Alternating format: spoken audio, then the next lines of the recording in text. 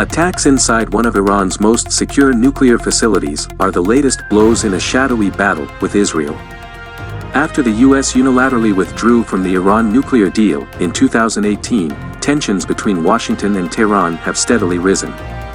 For leaders in Israel, one of the US's closest partners and Iran's biggest foes, those tensions have confirmed their misgivings about the deal and about Iran, and they've gone on the warpath. Iran has worked on nuclear technology for decades.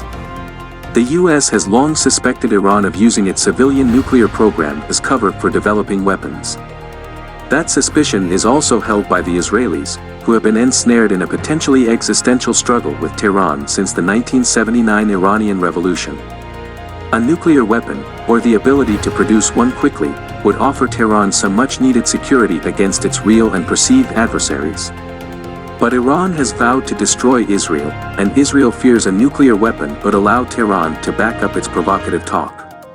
While much of that talk may be for propaganda purposes, Iran has shown the lengths it will go and pain it will endure in order to attack US, Western, and Israeli targets directly or through proxies, giving some weight to its nuclear threats.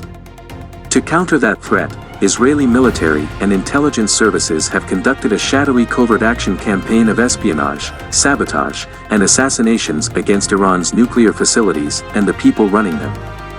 Israel has also shown that it will go to great lengths to ensure its security, and Tel Aviv is willing to pursue other, more dramatic courses of action in response to threats from Iran. We have a duty to be brave and responsible for the fate of our children and grandchildren. We have used force against our enemies in the past, and we are convinced that in extreme situations, there is a need to act using military means, Israeli Deputy Defense Minister Alon Shuster said in a recent interview.